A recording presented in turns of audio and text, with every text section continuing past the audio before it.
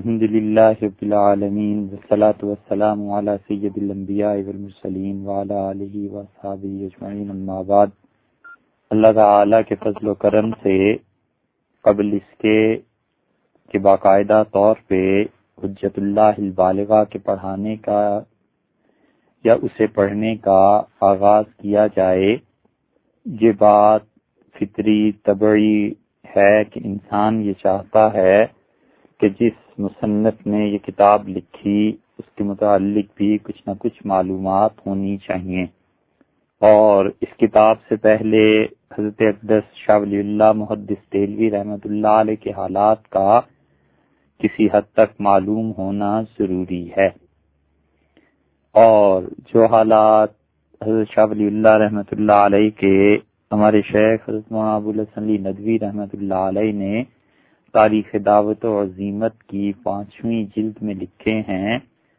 بہت سی معلومات وہیں سے آپ کے سامنے پیش کی جا رہی ہیں۔ اصل مسئلہ حضرت مجدد الفسانی سرہندی رحمۃ اللہ علیہ سے شروع ہوتا ہے۔ 971 ہجری میں حضرت مجدد رحمۃ اللہ علیہ کی پیدائش ہوئی اور 1034 ہجری میں حضرت رحمۃ اللہ علیہ کا انتقال ہوا، اور بڑا طویل عرصہ تھا جو حضرت نے گزارا، اور بہت زیادہ انقلاب اور تجدید کی بنیادیں حضرت نے ایسی رکھیں کہ اس کے اثرات ابھی تک عالم اسلام میں محسوس کیے جا رہے ہیں، اور اسی سلسلے میں ہندوستان میں جو تبدیلیاں واقع ہوئیں اس کا بہت اثر باہر سے بھی آیا تھا،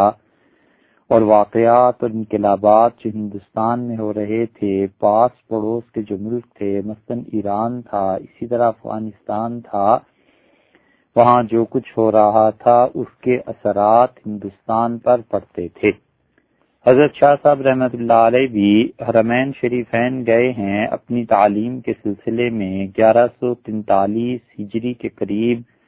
یا اس کے اواخر میں حضرت حجاز پہنچے، اور 1145 کے آغاز میں شاہ ولی اللہ رحمۃ اللہ علیہ واپس آئے۔ 2 حج انہوں نے اس دوران کیے، اور ان کی ذہنی اور علمی تربیت میں حجاز مقدس کا بنیادی حصہ تھا، جہاں انہوں نے 1 سال سے بھی زیادہ قیام فرمایا، اور اس دوران انہوں نے اس زمانے میں حدیث کے فن کے جو امام تھے شیخ ابو طاہر محمد بن ابراہیم کردی مدنی رحمت اللہ علیہ، ان سے حدیث پڑھی، اور ان کے ساتھ ان کی ملاقاتیں رہیں، علماء حجاز سے ان کی صحبتیں رہیں، اور اس وقت حرمین شریفین میں سلطنت عثمانیہ کی حکومت تھی، اور شرفائے مکہ جو تھے وہ آل عثمان کے نائب کی حیثیت سے حج کی امارت کے لیے ہر سال اہتمام کرتے تھے، اور حدیث شریف کا مرکز اس وقت بھی مدینہ منورہ بنا ہوا تھا، اور عالم اسلام کی بہترین شخصیات اور باکمال افراد وقتاً فوقتاً وہاں پہنچتے تھے، اور شاہ ولی اللہ رحمۃ اللہ علیہ کو ان کی صحبتوں کا، ان سے ملنے کا یہ سارا موقع ملتا تھا۔ اسی لیے حضرت نے ایک جگہ لکھا ہے کہ یہ سارے حالات میری نظر میں ہیں۔ شاہ ولی اللہ رحمۃ اللہ علیہ نے صراحت کے ساتھ بتایا ہے کہ عالم اسلام میں جو کچھ ہو رہا ہے وہ سب کا سب ان کی نگاہ میں ہے۔ پھر بابر نے جب ہندوستان کو فتح کیا اور سلطنت مغلیہ کا قیام عمل میں لایا، تو افغانستان اور اس کے اہم ترین صوبے کابل اور قندھار، ان کا اثر ہندوستان پر پڑا۔ شاہ ولی اللہ رحمۃ اللہ علیہ کا دور تھا، نادر شاہ ایران کے راستے سے ہندوستان میں آیا اور پھر دہلی پر حملہ ہوا۔ شاہ صاحب رحمۃ اللہ علیہ کے دور میں قندھار کے جو والی تھے یعنی احمد شاہ ابدالی، انہوں نے کئی بار ہندوستان کا رخ کیا، اور بالآخر جب حضرت شاہ صاحب رحمۃ اللہ علیہ کا انتقال ہوا ہے تو اس کے فوراً بعد 1761 میں احمد شاہ ابدالی ہندوستان آئے، اور انہوں نے مرہٹوں کو شکست دے کر پوری تاریخ کا رخ بدل دیا۔ اگر یہ تاریخ کا رخ نہ بدلا ہوتا اور شاہ ولی اللہ رحمۃ اللہ علیہ کی کاوشیں اور کوششیں یہ نہ ہوتی، اور انہوں نے ان لوگوں کو دعوت دے دے کے ہندوستان نہ بلایا ہوتا،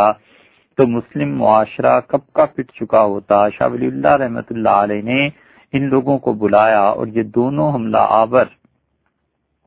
جن میں سے ایک کو شاہ صاحب رحمۃ اللہ نے دعوت دی تھی، ایران اور افغانستان سے تعلق رکھتے تھے، اور ہندوستان پر 5ویں صدی ہجری سے یہ سارے سیاسی اور فوجی حیثیت سے جو اس کے گرد و نواح کے علاقے تھے ان کا اثر پڑ رہا تھا۔ اکبر بادشاہ کے دور میں یہاں پر لوگ آئے، انہوں نے فلسفے کو یہاں پر رائج کیا۔ اس سے پہلے بھی فلسفہ رائج تھا ہندوستان میں، نصاب تعلیم، طریقہ تعلیم، ایران کا اثر پڑا اور اس میں علوم حکمت خاص طور پر داخل ہوئے، اور مجموعی اعتبار سے ترکی کی سلطنت عثمانیہ سارے عالم اسلام میں قلب کی حیثیت رکھتی تھی۔ افغانستان اور ایران کے پڑوس میں یہ سلطنت واقع تھی، اور تقریباً اب جو موجودہ عرب ممالک ہم دیکھتے ہیں، مصر، شام، عراق، یمن، حرمین شریفین، پورا سعودیہ، شمالی افریقہ کا بہت بڑا حصہ، یہ سب کے سب سلطنت عثمانیہ میں داخل تھے، اور حرمین شریفین کی وجہ سے دنیا بھر کے مسلمان انہیں عزت اور احترام کی نظر سے دیکھتے تھے، اور دنیا بھر میں مسلمان سلطنت عثمانیہ سے بڑی توقعات رکھتے تھے۔ مصر، شام اور عراق سے جو علماء آتے تھے اور جو سلاطین آل عثمان اور جو لوگ بھی تھے، یہ سب کے سب بار بار حرمین شریفین میں حاضری دیتے تھے۔ شاہ ولی اللہ رحمۃ اللہ علیہ جب وہاں پہنچے ہیں تو انہوں نے ان لوگوں سے نہ صرف ملاقاتیں کی اور ان کی صحبتوں میں رہے، بلکہ ان کے ذریعے ان حضرات کے ذریعے سے پورے عالم اسلام پر شاہ صاحب رحمۃ اللہ علیہ کی نگاہ پڑی۔ 1114 میں شاہ صاحب رحمۃ اللہ علیہ پیدا ہوئے اور 1176 ہجری میں ان کا انتقال ہوا، اور ان 62 سالوں میں سلطنت عثمانیہ میں 5 سلاطین یکے بعد دیگرے بدلے ہیں، اور شاہ صاحب رحمۃ اللہ علیہ کا زمانہ شعور جو تھا اس میں احمد ثالث، محمود اول، عثمان ثالث، مصطفیٰ ثالث، یہ سب لوگ تھے جنہوں نے سلطنت عثمانیہ کی عنان حکومت اپنے ہاتھ میں لی، اور شاہ صاحب رحمۃ اللہ علیہ تک برابر یہ خبریں پہنچتی تھیں۔ مصطفیٰ ثالث، یہ ابھی جو نام ہم نے لیا ہے، انہوں نے تقریباً 17 برس حکومت کی، اور ان کے زمانے میں سلطنت عثمانیہ اور روس کے درمیان جنگ شروع ہو گئی، اور سلطنت عثمانیہ کو 1770 کے قریب اس میں شکست ہوئی، لیکن یہ شکست روس سے نہیں ہوئی بلکہ ان کے اپنے انتظامات یہ کم تھے، اور بعض اور تاریخی عوامل پیش آئے، اور روسی جنرل جو تھا اس نے قسطنطنیہ پر بھی حملے کا ارادہ کیا، لیکن اس کو منع کیا گیا کہ اگر وہاں کرو گے تو پھر یہ جو آج جیتی ہوئی جنگ ہے یہ کل تم اسے شکست میں خود ہی تبدیل کر لو گے۔ تو روس نے صلح کے لیے کچھ شرطیں پیش کی، اور 1186 میں جب حضرت شاہ ولی اللہ رحمۃ اللہ علیہ کا انتقال ہو چکا تھا، یعنی 1772 میں بہت اونچے درجے کے جو لوگ تھے روس کے اور سلطنت عثمانیہ کے، ان کی میٹنگ شروع ہوئیں کہ کس طرح سلطنت عثمانیہ کے اور روس کے تعلقات بڑھائے جائیں اور دوبارہ بنائے جائیں، مگر ان میٹنگز کی ناکامی کے بعد پھر جنگ شروع ہو گئی، اور اب جو جنگ ہوئی ہے اس میں ترک افواج نے روس کو بری طرح پیٹا، اور روس کی مرعوبیت کا یہ حال تھا کہ عثمانی افواج روس کے مختلف علاقوں سے جب گزری ہیں تو شہر کی پوری آبادیاں اپنے گھر کھلے چھوڑ کر چلی گئیں، اور یہاں تک مورخین نے لکھا ہے کہ عثمانیوں نے کہا کہ ہم نے آگ پر چڑھی ہوئی ہانڈیاں پائیں جن میں گوشت تھا، اور یہاں تک کہ 21 جنوری 1774 کو سلطان مصطفیٰ ثالث کا انتقال ہوا، اور بہت اچھا دور تھا۔ اس سلطان ثالث نے اپنے زمانے میں مدارس کو رائج کیا، خانقاہوں کو رائج کیا، اور مسلمانوں کی اور سلطنت عثمانیہ کی آبرو کو جو بٹا شکست سے لگ چکا تھا اس کو دور کرنے کی بھرپور کوششیں کی، اور اس انسان نے سلطان مصطفیٰ ثالث نے سب سے اہم کام جو کیا وہ مدارس کا قیام اور تعلیم کا نظام تھا کہ تعلیم کو زیادہ سے زیادہ مسلمانوں میں پھیلایا جائے۔ شاہ ولی اللہ رحمۃ اللہ علیہ کا عروج کا زمانہ تھا، شباب تھا، جوانی تھی، اور اس دوران سلطنت عثمانیہ میں پریس لگنا شروع ہوئے، اور پھر پہلا پریس جو لگا قسطنطنیہ میں، اور ٹھیک یہ وہ عہد ہے جس عہد میں محمد بن عبد الوہاب سعودیہ میں اٹھے اور ان کی تحریک نے فروغ پایا، اور سلطنت عثمانیہ کے خلاف وہاں پر چیزیں شروع ہوئیں، اور علماء نجد نے اور حجاز کے علماء نے سلطنت عثمانیہ سے جان چھڑانے کے لیے شیخ محمد بن عبد الوہاب کی تحریک کو سپورٹ کرنا شروع کیا۔ سعود بن عبدالعزیز نجد کے امیر تھے، اور انہوں نے آہستہ آہستہ اپنے پاؤں بڑھانے شروع کیے، پر پھیلانے شروع کیے، یہاں تک کہ 1218 ہجری میں حجاز مقدس پر اور جزیرۃ العرب پر بہت بڑے حصے پر ان کا قبضہ ہو گیا، اور سلطنت عثمانیہ کو وہاں سے ختم کر دیا گیا۔ 1234 ہجری میں محمد علی تھے والی مصر، ان کی کوششوں کی وجہ سے سعود بن عبدالعزیز کو ہٹا دیا گیا اور عثمانیوں کا وقار بحال کرنے کی کوشش کی گئی، یہاں تک کہ یہ جو سعود بن عبدالعزیز تھے، فیصل، خالد، فہد، ان سب کے بڑے بھائی سعود بن عبدالعزیز، ان کے بیٹے عبداللہ بن سعود بن عبدالعزیز کو سلطنت عثمانیہ نے بغاوت کے سلسلے میں پکڑوایا اور انہیں استنبول میں پھانسی دے دی گئی۔ ان سارے حالات کی وجہ سے سلطنت عثمانیہ آہستہ آہستہ کمزور ہوتی چلی گئی، اور اس انتشار کے نتیجے میں روس نے بھی حملہ کرنا شروع کیا، اور پھر یہاں تک کہ محرم 1187 ہجری میں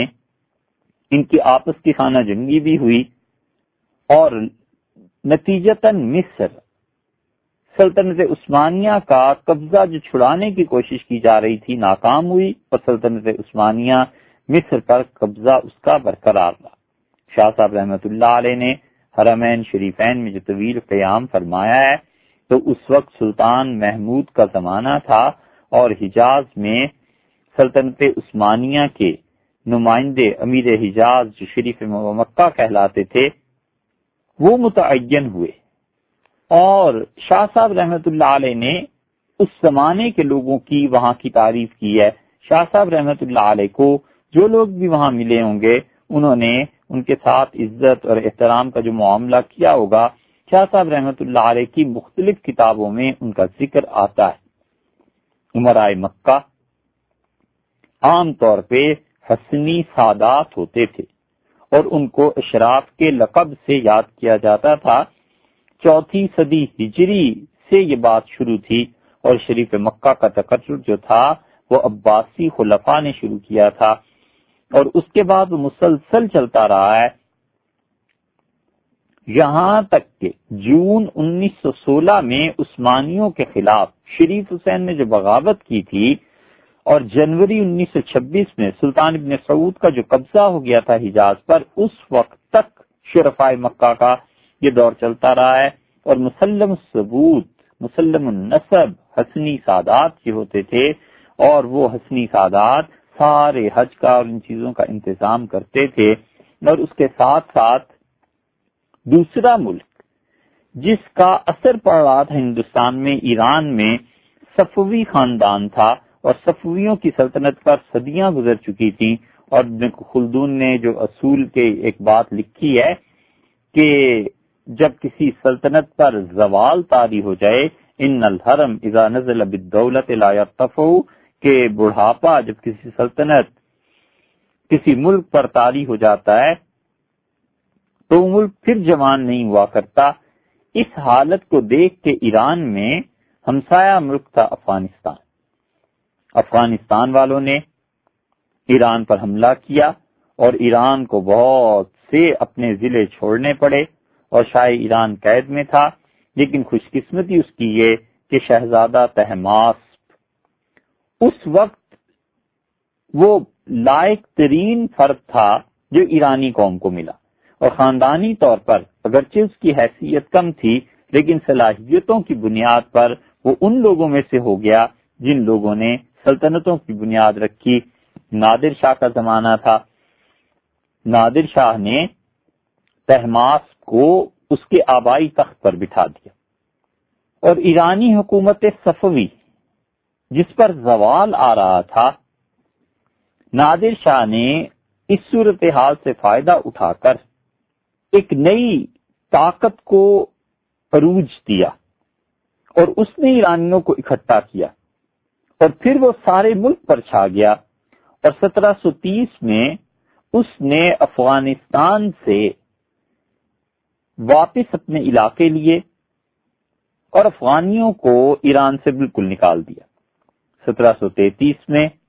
روسیوں کو اس نے کیسپین سی پہ جا کر روک دیا، باعزت خوددارانہ اور بڑے وقار کے ساتھ صلح کی، اور اس نادر شاہ افشار نے پوری ایک سلطنت کو بچا لیا۔ اور نادر شاہ افشار 1737-38 میں ایران کا واحد تاجدار تھا اور سب طرف اس کی دھاک بیٹھی ہوئی تھی، اور نادر نے تخت سلطنت اس شرط پر قبول کیا کہ پوری ایرانی قوم کا مذہب اور عقیدہ اور مسلک تبدیل کر دیا جائے۔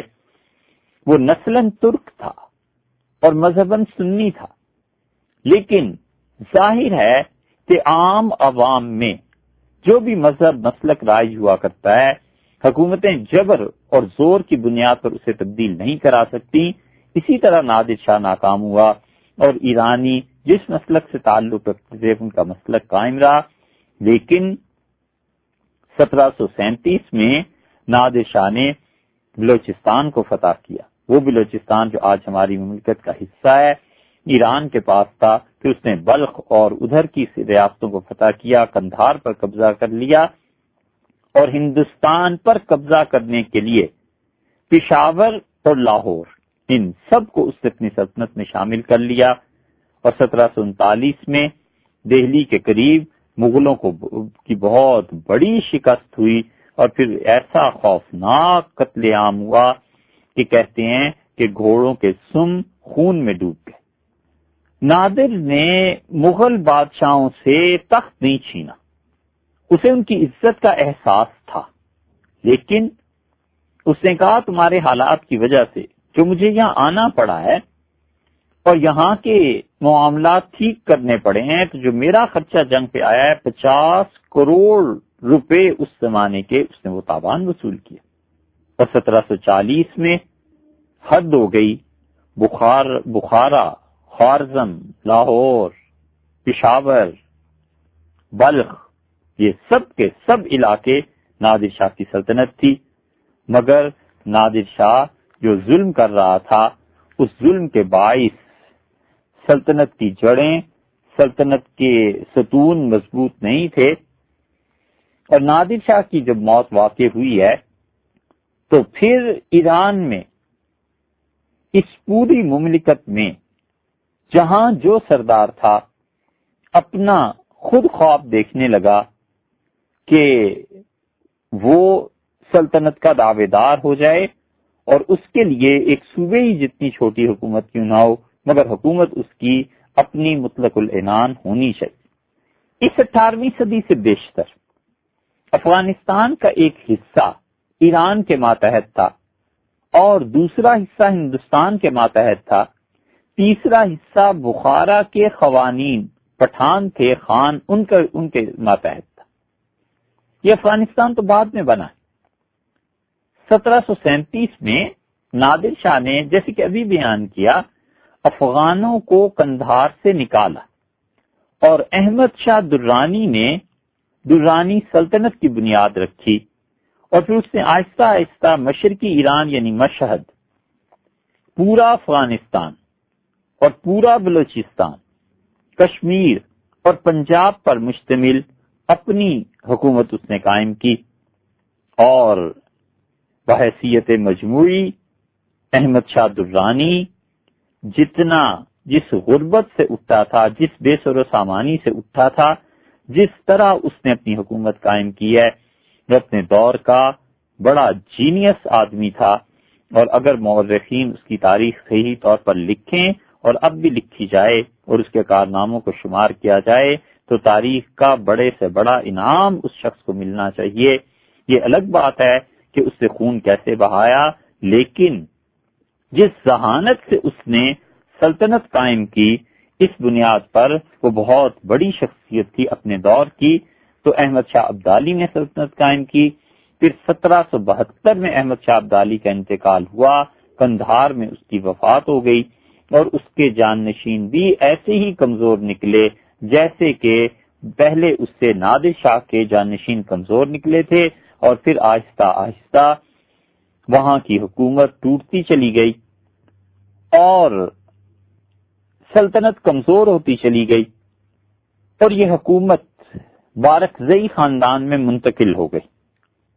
اسی خاندان کے حکمران تھے جن سے حضرت سید احمد شہید رحمت اللہ علیہ اور ان کے رفقا کو سابقہ پڑا تھا، اور اسی خاندان سے ظاہر شاہ تھے جن کا کچھ ہی عرصہ پہلے انتقال ہوا ہے، اور افغانستان میں سن 75 میں جو انقلاب آیا تھا اس وقت تک یہی خاندان مسلسل چل رہا تھا۔ شاہ صاحب رحمت اللہ علیہ نے ان سارے حالات کو دیکھا تھا، اور شاہ صاحب رحمت اللہ علیہ جانتے تھے کہ یہ سب کچھ جو کچھ بھی ہو رہا ہے اس سے مسلمانوں کو کیا نقصان پہنچ سکتا ہے، مسلمانوں کے کون کون سے لیڈرز ہیں، کہاں پر عالم اسلام میں اصل مرد ہے، اور عمومی طور پر جو نسل اٹھ رہی ہے اس نسل پر اسلام کا کیا غلبہ ہے یا نہیں ہے، اور ان لوگوں کو کس طرح صحیح عقیدے کی دعوت دی جا سکتی۔ ہندوستان میں ایران کے اثر کی وجہ سے، افغانستان کے اثر کی وجہ سے خود اب تک جو بڑی بڑی عقلی کتابیں صدرہ، شمس بازغہ، ان کے پڑھنے پڑھانے کا رواج تھا وہ اس زمانے میں بھی عام تھا، اب تک وہ عام ہے، اور خاص طور پہ افغانستان کے پڑھے لکھے لوگ، یعنی جو لوگ بھی علم دین حاصل کرتے ہیں وہ فلسفے کو بہت زیادہ ترجیح دیتے ہیں۔ ان حالات میں شاہ ولی اللہ رحمت اللہ علیہ نے نصاب تعلیم متعین کیا۔ شاہ صاحب رحمت اللہ علیہ کے تجدیدی کارناموں میں سے ایک کارنامہ یہ ہے کہ انہوں نے پورے بر صغیر کی تعلیم پر صدیوں تک اپنے اثرات مرتب کیے۔ ان کی ولادت اورنگزیب عالمگیر رحمت اللہ علیہ کے انتقال سے 4 سال پہلے ہوئی۔ اورنگزیب رحمت اللہ علیہ کے انتقال ہوا 1707 عیسوی میں، اور شاہ صاحب رحمت اللہ علیہ کی ولادت ہوئی ہے 1703 میں، اور اورنگزیب عالمگیر رحمت اللہ علیہ اس کی حکومت مغلوں میں سب سے بڑی حکومت تھی۔ ہم پورے یقین سے کہتے ہیں کہ ہندوؤں میں اشوک کی حکومت تھی، اور اشوک کے بعد اتنی بڑی حکومت اور سلطنت اگر کسی کو ملی تو وہ اورنگزیب عالمگیر رحمت اللہ علیہ تھے۔ غزنی سے لے کے اور چٹاگانگ بنگلہ دیش تک، اور دوسری طرف کشمیر سے لے کے کرناٹک تک، اتنی طویل و عریض حکومت کسی کی قائم نہیں ہوئی جتنی طویل حکومت اس اللہ کے بندے کی تھی۔ اور اورنگزیب عالمگیر رحمت اللہ علیہ بے نظیر قوت ارادی، استقلال، اس کا اعلیٰ دماغ، اس کی انتظامی صلاحیتیں، دنیا سے بے رغبتی، شجاعت، کوئی ایک وصف ہو تو آدمی اس کا گنے۔ ان سب چیزوں میں اس انسان نے اتنی بڑی حکومت قائم کی، کاش کہ اس کے جانشین اتنی بڑی حکومت کو سنبھال سکتے۔ پوری سلطنت میں اس نے شرعی قوانین کو نافذ کیا اور خود قانون کو مرتب کروایا، اور اس کے نتیجے میں فتاوی عالمگیری کے نام سے ایک مجموعہ مرتب ہوا، اور ترکی اور مصر اور پورے عالم اسلام میں اس قانون اسلامی کی گونج سنی گئی، اور سب کے سب جتنے بھی شرکیہ طریقے رائج ہو چکے تھے حکومت میں، یہ اللہ کا بندہ تھا جس نے ان طریقوں کو حکومت سے نکالا۔ اسی لیے اقبال نے جو کہا ہے، شعلۂ توحید را پروانہ بود، اللہ کی وحدانیت، اللہ کی توحید اگر اس کی مثال ایک شمع اور شعلہ کی ہے تو اورنگزیب رحمت اللہ علیہ اس کا پروانہ تھا. کیوں ابراہیم مندری بت خانہ بود، جس طرح حضرت ابراہیم علیہ الصلوۃ والسلام بت خانے میں گئے اور وہ بت خانے کے لیے تھے، اس کو ختم کرنے کے لیے، اسی طرح اورنگزیب رحمت اللہ علیہ بھی خدا کی توحید کو پھیلانے کے لیے تھے. انہوں نے اپنے والد شاہ جہان کو ایک خط لکھا ہے، اور شاہ جہان کیا چاہتے تھے یہ ایک الگ موضوع ہے، لیکن انہوں نے اپنے والد کو جو چیزیں لکھی ہیں خود اپنے متعلق، ان میں ایک بڑا اچھا جملہ انہوں نے یہ لکھا کہ والد، ساری خرابیوں کے باوجود مجھ پر یہ الزام عائد نہیں کیا جا سکتا کہ میں سست انسان ہوں. اور 80 سال کا بوڑھا بادشاہ اپنے عوام کے لیے جب کام کرتا تھا تو ان کے ایک امیر نے مشورے میں لکھا کہ آپ اتنی شدید محنت چھوڑ دیں کہیں آپ کی صحت خراب نہ ہو جائے. تو اورنگزیب رحمت اللہ علیہ نے جواب میں لکھا کہ اس دنیا میں مجھے اللہ نے دوسروں کی خدمت کے لیے محنت کرنے کے لیے بھیجا. فولادی جسم تھا، حد درجہ محتاط تھا، اور اکثر وہ فارسی کے اپنے اشعار پڑھتا تھا، مشرق و مغرب کی خبریں رکھتا تھا، اور اس کے باوجود اتنا باریک، اتنا حساس اور اتنا نازک مزاج دماغ تھا کہ شاعری بھی کرتا تھا. ایک شعر جو وہ پڑھتے تھے کہتے تھے، من نمی گویم زیاں کن یا بفکر سود باش. میں یہ نہیں کہتا کہ تم اپنا نقصان کرو یا اپنے نفع کی فکر میں رہو، بس یہ کہتا ہوں اے ز فرصت بے خبر، یہ زندگی کی جو فرصت ملی ہے نا، تو بے خبر آدمی در ہرچے باشی زود باش، جو کرنا ہے جلدی کر لے، زندگی تھوڑی ہے، اور مر کے اللہ کے سامنے جواب دینا. اور خود اپنا مصرع دہراتے تھے، غم عالم فراواں ومن یک غنچہ دلدارم. جہان کا غم بہت بڑا ہے اور کیا کروں، ایک میرا دل ہے، ایک یہ غنچہ کھلا ہوا ہے، پھول ہے. یہ دور تھا جب شاہ ولی اللہ رحمت اللہ علیہ پیدا ہوئے، مگر حضرت کے پیدائش کے 4 سال بعد اورنگزیب رحمت اللہ علیہ کا انتقال ہوا،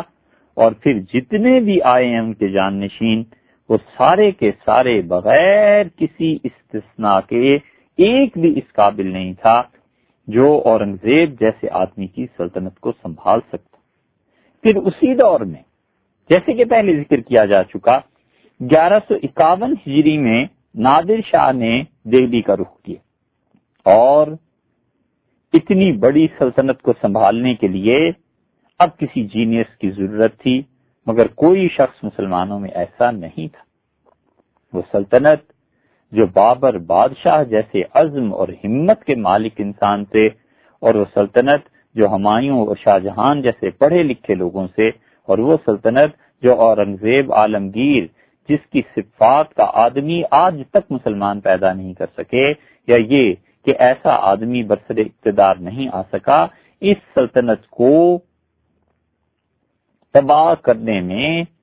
بہت بڑا ہاتھ اس معاشرے کا تھا جو آہستہ آہستہ بنتا چلا گیا. علامہ اقبال نے جو کہا تھا، میں تجھ کو بتاتا ہوں تقدیر امم کیا ہے، شمشیر و ثنا اول طاؤس و رباب آخر. تو اس کے نتیجے میں خود نادر شاہ نے دہلی کا رخ کیا، اور اس نے بہت خطوط محمد شاہ کو لکھے اور کہا کہ ہندوستان کو سنبھالو، اور آخر کار وہ خود آیا. اور ستم کی بات یہ کہ محمد شاہ نے ان خطوط کا جواب تک نہیں دیا. شاہ ولی اللہ رحمت اللہ علیہ کی عمر 37 برس کی تھی جب نادر شاہ آیا، اور جب نادر شاہ دلی سے نکلا ہے تو مورخین کہتے ہیں کہ مردوں سے پر تھا دلی، اور زندوں کا وجود نظر نہیں آتا تھا، ویرانی برستی تھی. اور چند دن میں جو لاشیں سڑنا شروع ہوئیں تو کوئی کسی کو کفن دینے والا نہیں تھا، کوئی گور کھودنے والا نہیں تھا. ہزاروں ہندو مسلمان سب ایک تھے، حتیٰ کہ جو تھوڑے بہت رہ گئے تھے انہوں نے باقی مردوں کو تیل چھڑک کے آگ لگا دی۔ خزانہ لٹ چکا تھا اور وہ امراء جو سلطنت کو سنبھالتے تھے آپس میں لڑ رہے تھے۔ اب مرہٹے آ گئے۔ مرہٹے تو خیر پہلے سے آئے ہوئے تھے۔ ان مرہٹوں کی مخالفت نے ان لڑتے ہوئے امراء کو یکجا ہونے کا موقع دے دیا، وگرنہ تیمور کی سلطنت اسی وقت مٹ جاتی۔ نادر شاہ جب گیا تو دہلی سے سلطنت سے تین بہت بڑے صوبے جو نہایت سرخیز تھے اور پورے ہندوستان کی مختلف ضروریات کو پورا کرتے تھے، وہ تینوں صوبے مرکز سے ٹوٹ گئے۔ ہماری مراد بنگال، بہار اور اڑیسہ سے ہے کہ ان تینوں صوبوں نے مرکز سے اپنی جان چھڑا لی اور یہاں مستقل حکومتیں قائم۔ شاہ عالم ثانی آیا اور شاہ عالم ثانی کے آنے سے پہلے مرہٹے، سکھ، دہلی، آگرہ، راجپوتانہ، ہر جگہ ان لوگوں کی گویا کہ حکومتیں قائم ہو چکی تھیں۔ اور اس سیاسی انتشار، جبکہ 1771 میں الہ آباد سے دہلی حکمران آئے اور پانی پت میں عظیم الشان فتح ہوئی مسلمانوں کو اور مرہٹوں نے شکست کھائی، اس سیاسی انتشار میں بھی یہ ایک روشن ستارے کی طرح باہر کے عمرا نے جو آ کر حملہ کیا تھا، یہاں کے لوگوں میں طاقت نہیں تھی کہ اس موقع سے فائدہ اٹھاتے، اور بالآخر نواب نجیب الدولہ کے پوتے غلام قادر روہیلا نے 1788 میں دلی پر قبضہ کر لیا۔ اقبال نے پوری نظم اس پہ لکھی ہے۔ شاہی محل لٹا، شہزادیوں کو کوڑے لگے اور مغل بادشاہ کی آنکھیں خنجر کی نوک سے روہیلا نے نکال دی، اور پھر اس نے وہ کیا جس کو اقبال نے لکھا ہے، اور انہوں نے کہا کہ حمیت نام تھا جس کا گئی تیمور کے گھر سے۔ شاہ عالم بادشاہ کو تخت پر بٹھایا گیا۔ 9 لاکھ روپے اس زمانے میں مقرر کیے گئے کہ بادشاہ سلامت اپنے ذاتی اخراجات کے لیے رکھیں، مگر ایسٹ انڈیا کمپنی کے اثرات بڑھ رہے تھے، یہاں تک کہ 1803 میں لارڈ لیک اس نے مغلوں کو ہٹا دیا، مرہٹوں کو نکال دیا۔ بادشاہ کی پینشن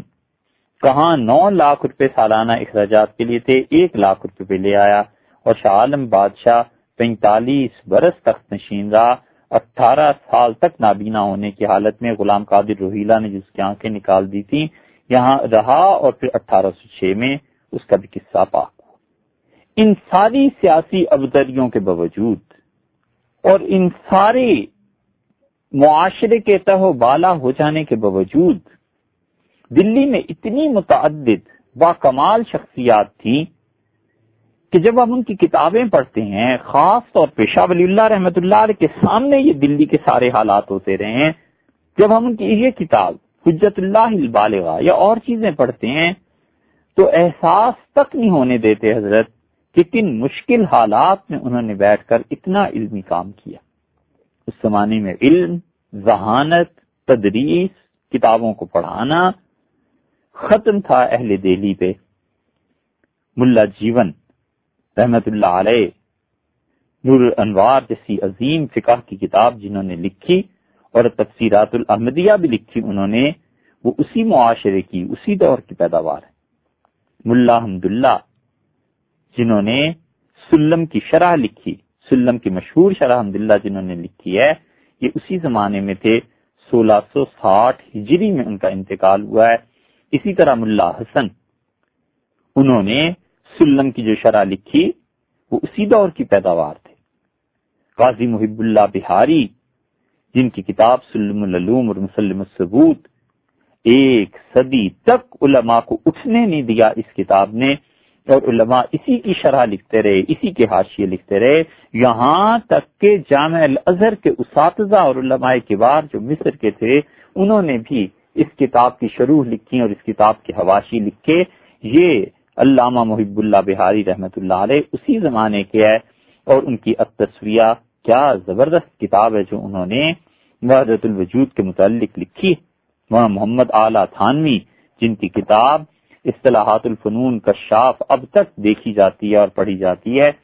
یہ اسی زمانے کے. شاہ ولی اللہ رحمۃ اللہ علیہ اسی زمانے کے. جتنا مسلمانوں کا سیاسی سورج غروب ہو رہا تھا اور مغلوں کی سلطنت تباہ ہو رہی تھی، علم کا اتنا ہی عروج تھا. اور تزکیہ، تصوف، خانقاہیں آپ دیکھیں، حضرت خود فرماتے تھے شاہ عبدالعزیز صاحب رحمۃ اللہ علیہ کہ محمد شاہ بادشاہ جس کی آنکھیں نکال دی گئی تھیں، حضرت فرماتے تھے اس دور میں بھی دلی میں 22 خانقاہیں تھیں. اور ارشاد فرماتے تھے کہ مختلف سلاسل کے مشائخ تزکیے میں مصروف تھے، اور ایسا اتفاق کم ہوتا ہے. سلسلہ نقشبندیہ مجددیہ کے گلے سرسد اور اپنے دور کے مایا ناز اور باکمال ہستی حضرت مرزا مظہر جان جانا رحمت اللہ علیہ حیات تھے. وہاں غلام علی صاحب رحمت اللہ علیہ کی خانقاہ تھی. شاہ ولی اللہ رحمت اللہ علیہ کی شہادت ہے. انہوں نے کہا کہ اللہ تعالی نے ایک مرتبہ عالم کشف میں مجھے زمین دکھائی تو ایک جگہ میں نے دیکھا ایک دل جو نہایت پاک اور روشن اور چمک رہا ہے، دمدما رہا ہے، اور اس کی کرنیں ہر طرف کو منور کر رہی ہیں. تو میں نے درخواست کی کہ مجھے بتایا جائے کہ یہ دل کس کا ہے، یہ شخص کون ہے. تو مجھے کہا گیا کہ تمہارے شہر میں یہ مرزا مظہر جان جانا رحمت اللہ علیہ ہیں دہلوی. شاہ صاحب رحمت اللہ علیہ نے کہا ہر زمانے میں ایسے بزرگ نہیں پائے جاتے جن کی تعداد زیادہ ہو. یہ جائے کہ ہمارا دور جو فتنے اور فساد سے پر ہے، اس میں ایسے بزرگ پائے گئے، یعنی حضرت مرزا مظہر جان جانا رحمت اللہ علیہ. سلسلہ قادریہ کے بڑے مشہور بزرگ جن سے بیعت تھے، درس نظامی کی بنیاد رکھنے والے سید عبدالرزاق بانسوی رحمت اللہ علیہ اس زمانے کے تھے. یہ ملا نظام الدین نے درس نظامی شروع کیا نا، یہ حضرت سید عبدالرزاق بانسوی رحمت اللہ علیہ ہی کے مرید تھے. سید عبدالرزاق بانسوی رحمت اللہ علیہ کا مثار ابھی بھی ہے اور حاضری کی وہاں اللہ تعالی نے توفیق دی. سلسلہ چشتیہ نظامیہ کے مجدد تھے شاہ کلیم اللہ جہاں آبادی. بہادر شاہ ظفر ان کے شیخ، شاہ فخر الدین دہلوی رحمت اللہ علیہ، خواجہ سلیمان تونسا شریف کے، خواجہ سلیمان تونسوی رحمت اللہ علیہ کے جو شیخ تھے شاہ فخر الدین صاحب رحمت اللہ علیہ، یہ اسی دور کے ہیں. سلسلہ قادریہ کے بڑے مشہور بزرگ تھے شاہ محمد غوث قادری جو لاہور میں تھے، یہ اسی دور کے ہیں. خواجہ میر درد، ان کے والد خواجہ اندلیب، عابد سنامی، حضرت شیخ شاہ نور محمد صاحب بدایونی رحمت اللہ علیہ، یہ سب کا سب دور ان کا تھا. قادریہ، چشتیہ اور نقشبندیہ کے مشائخ کا عروج کا گویا کہ آخری زمانے میں یہ مقام اور یہ دور تھا. لیکن علمی اور روحانی ان ترقیوں کے باوجود عام عوام کی حالت وہ زیادہ ٹھیک نہیں تھی. تعیش عام تھا،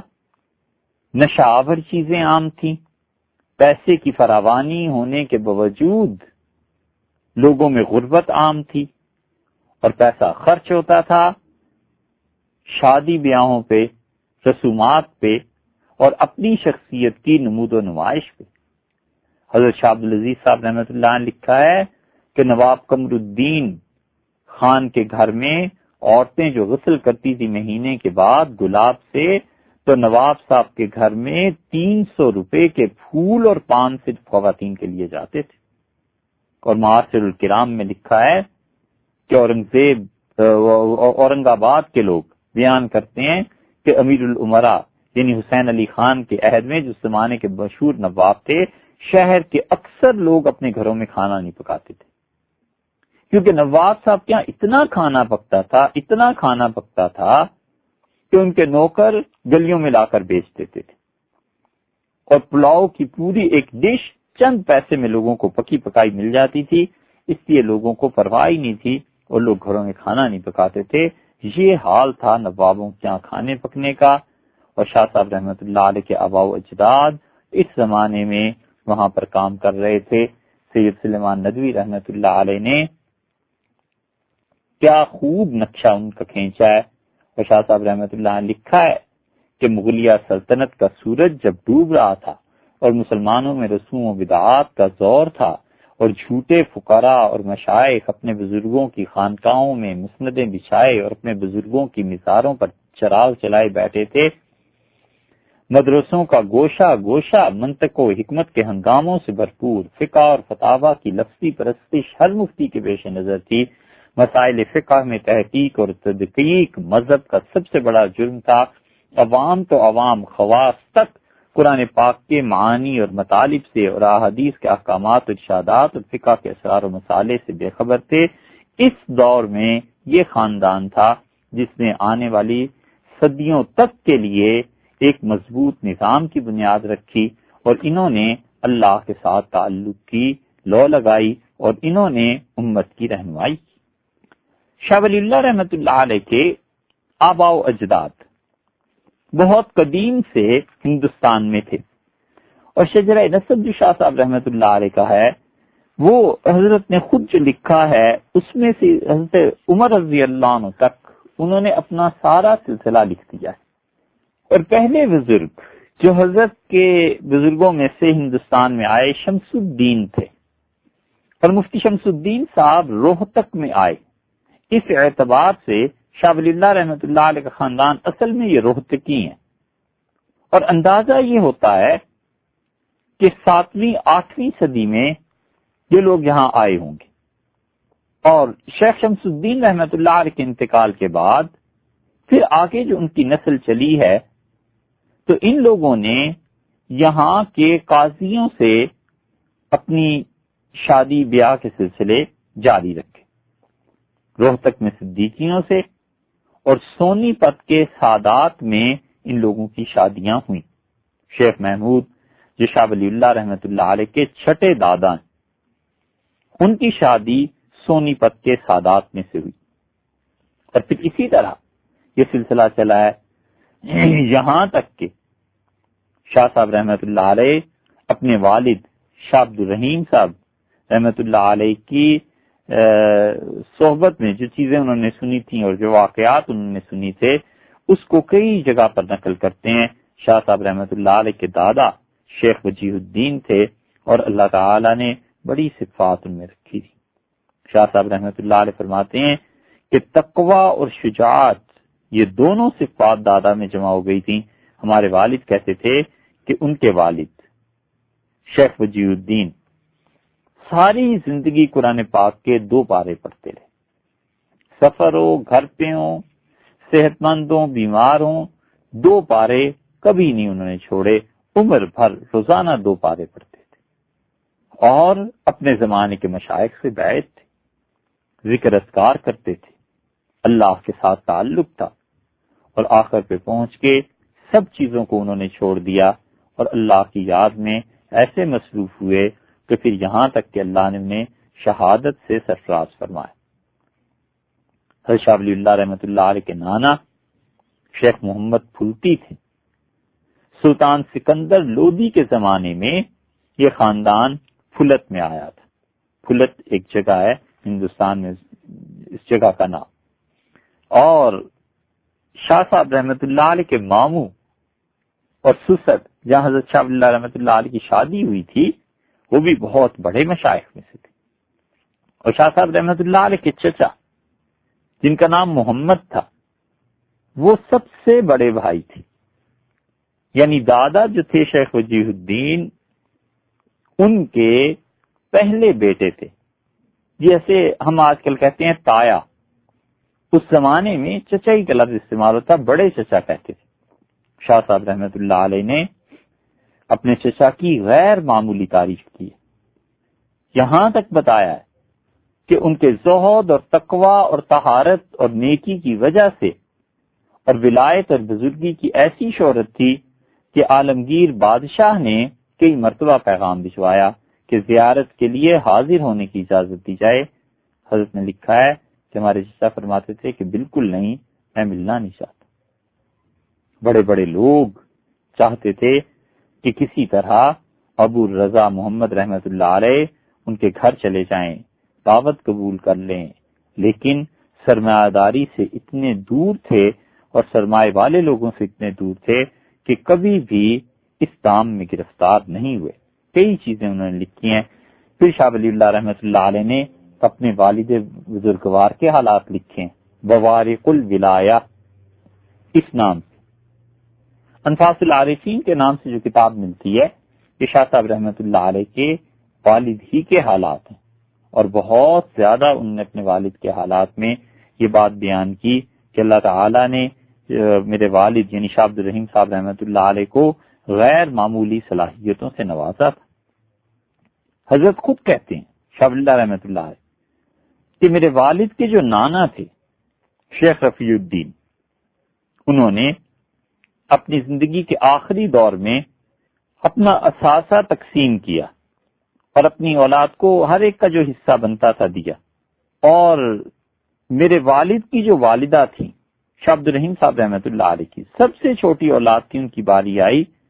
تو انہیں اپنے مشائخ کا شجرہ اور کچھ ورد وظائف بتائے، تو ان کی اہلیہ نے کہا کہ ابھی اس کی شادی نہیں ہوئی، جہیز کا سامان دینا چاہیے تھا، ان رسائل سے کیا ہوگا؟ تو فرمایا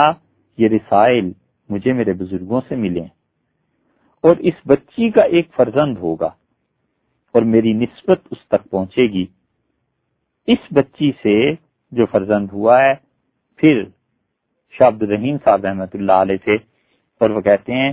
کہ جب میں پیدا ہوا اور کچھ تھوڑا سا سیانہ ہو گیا تو میری نانی نے جو اپنے والد سے سامان لیا تھا وہ میرے حوالے کیا۔ شاہ عبد الرحیم صاحب رحمۃ اللہ علیہ کی طبیعت بچپن ہی سے اللہ کے دین کی طرف تھی، دنیا کی دولت سے گویا کوئی ایسا تعلق نہیں تھا، اور ایک نقشبندی بزرگ تھے جن کا نام تھا خواجہ ہاشم،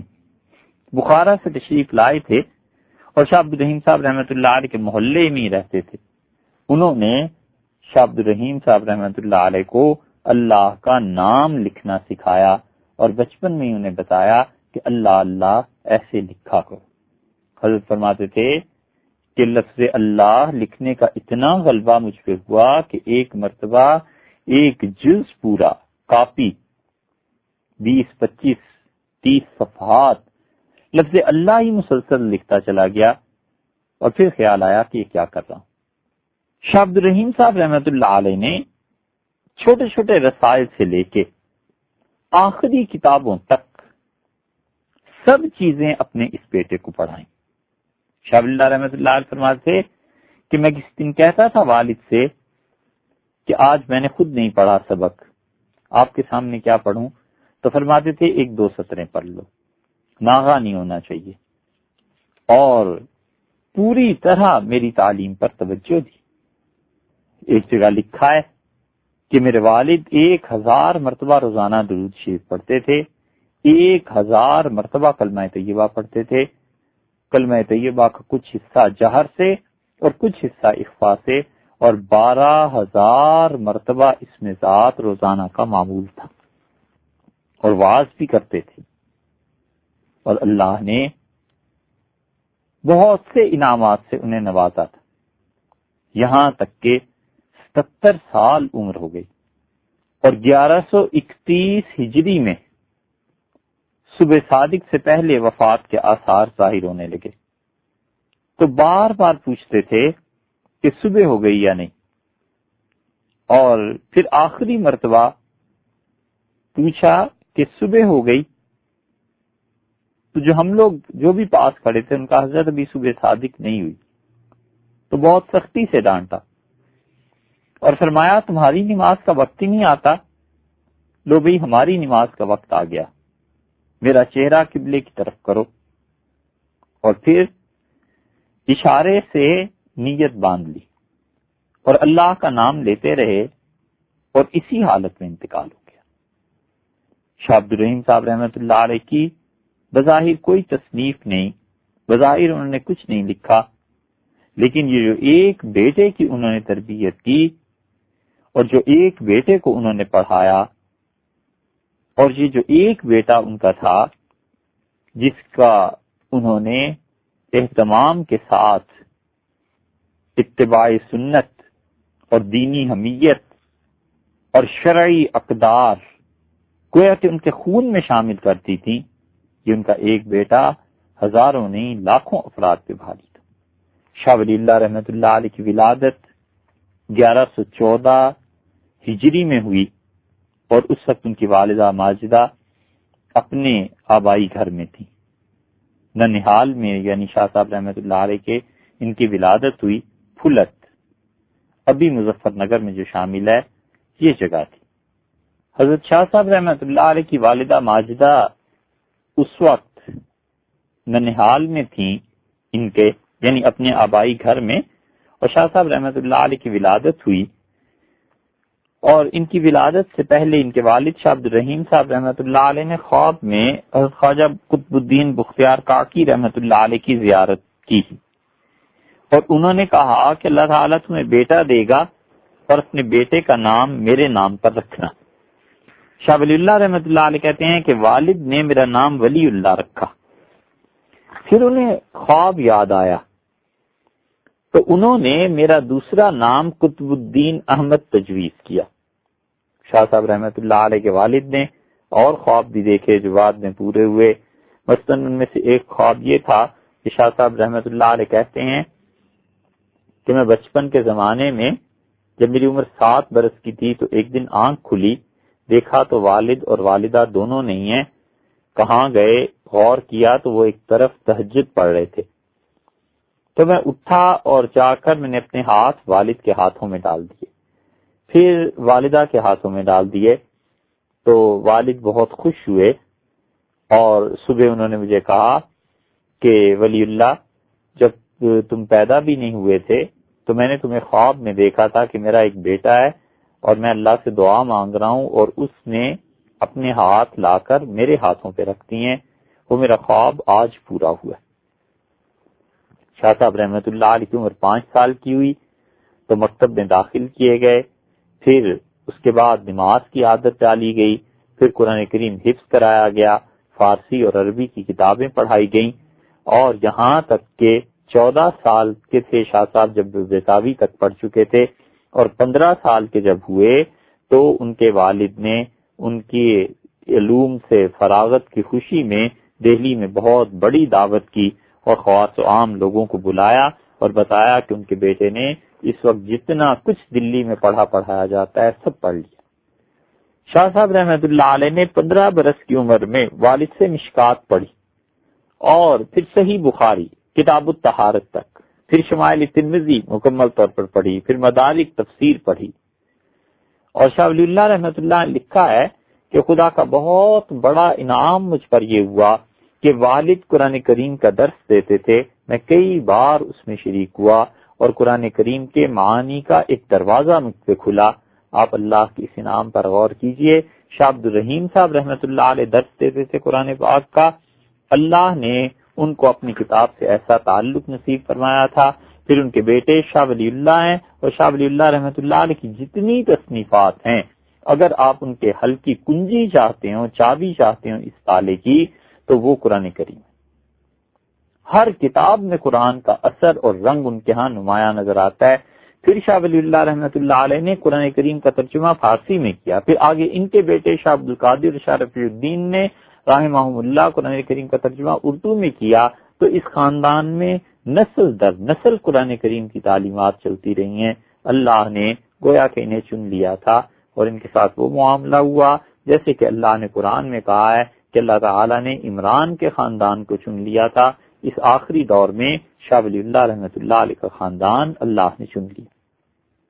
شاہ صاحب رحمۃ اللہ علیہ نے الجزء اللطیف ایک کتاب لکھی ہے، اور اس میں انہوں نے اپنے زمانے میں جو نصاب پڑھایا جاتا تھا اس کی تفصیلات دی ہیں۔ شاہ صاحب رحمۃ اللہ کے جب طالب علم تھے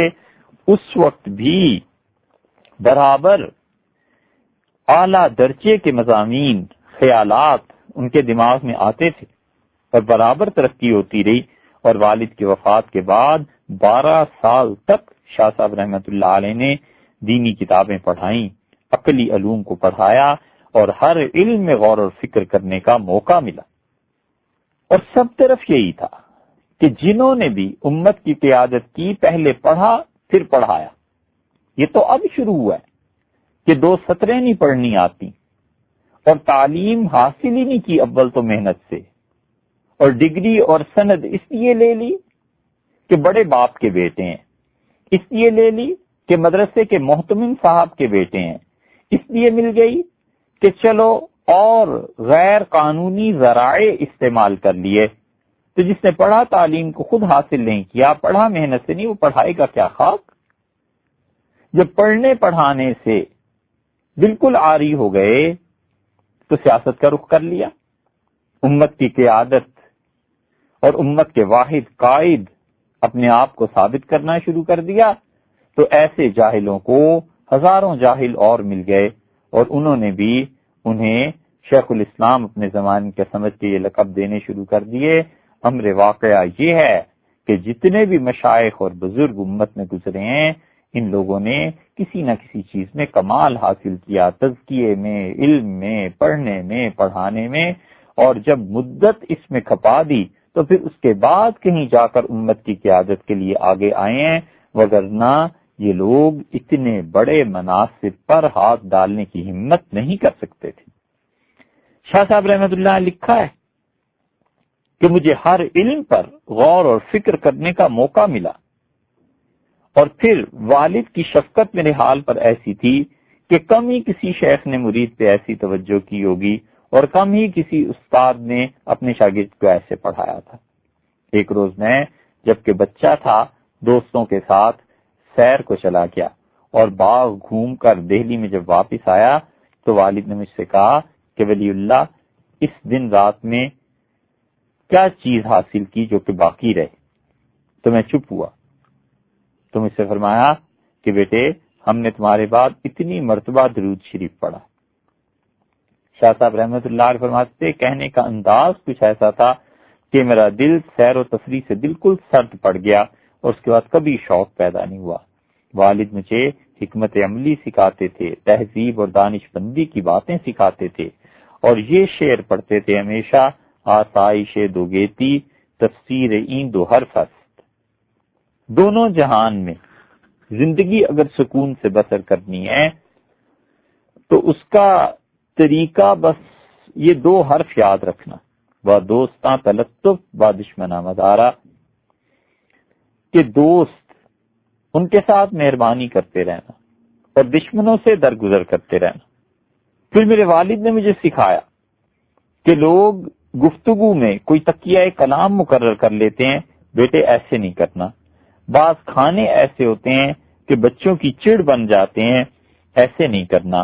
خاص لباس کے بچے پابند ہو جاتے ہیں، ایسے نہیں کرنا۔ اور پھر میرے والد نے مجھے تعلیم دی اور کہا کہ کوئی بھی خواہش ہو، اس کی تکمیل بیٹے اس لیے نہیں کرنی کہ اس میں مزہ ہے، بلکہ سوچنا ہے کہ حاصل کیا ہوگا اس سے۔ اور 14 سال کا تھا جب مجھے بیعت کیا، اور پھر نقشبندیہ سلسلے کے مشائخ نے جو اسباق لکھے تھے ان کی تعلیم مجھے کی، توجہ دی، تلقین فرمائی۔ اور جب میری عمر 17 سال کی تھی تو والد نے انتقال سے پہلے مجھے بیعت کی اجازت دی، اور بار بار یہ بات فرمائی کہ یدہو کا یدی، اس میرے بیٹے کا ہاتھ میرے ہی ہاتھ کی طرح ہے۔ شاہ ولی اللہ رحمۃ اللہ علیہ کے خلیفہ تھے شاہ عبدالعزیز صاحب محدث دہلوی رحمۃ اللہ علیہ، اور ان کے خلیفہ تھے آگے کو حضرت سید احمد شہید رحمۃ اللہ علیہ، اور اب تک یہ سلسلہ بحمداللہ جاری ہے۔ حضرت شاہ صاحب رحمۃ اللہ علیہ کی عمر 14 سال کی تھی، والد نے ان کی شادی کر دی اور انہیں سمجھایا اور کہا کہ اس وقت شادی کرنا ہی مناسب ہے، اور اگر اس میں دیر ہو گئی تو پھر مدت تک یہ بات ملتوی رکھنا پڑے گی۔ شاہ صاحب رحمۃ اللہ علیہ نے اس کا بھی ذکر کیا ہے۔ پھر شاہ صاحب رحمۃ اللہ کی پہلی اہلیہ کا انتقال ہوا، پھر ان کی دوسری شادی ہوئی، اور وہ سید ثناء اللہ تھے سونی پت کے، ان لوگوں سے شادی ہوئی تھی۔ اور یہ جو دوسری اہلیہ تھی حضرت کی، انہی سے آپ کے 4 نامور صاحبزادے ہوئے، شاہ عبدالعزیز، شاہ رفیع الدین، شاہ عبدالقادر اور شاہ عبدالغنی۔ شاہ عبدالغنی رحمۃ اللہ علیہ تو اتنے مشہور نہیں ہوئے، لیکن ان سب کی کثر ان کے صاحبزادے شاہ محمد اسماعیل شہید رحمۃ اللہ علیہ، محمد اسماعیل شہید رحمۃ اللہ علیہ وہی ہیں جن کا مزار مبارک، جن کی قبر اب بھی بالاکوٹ میں موجود ہے۔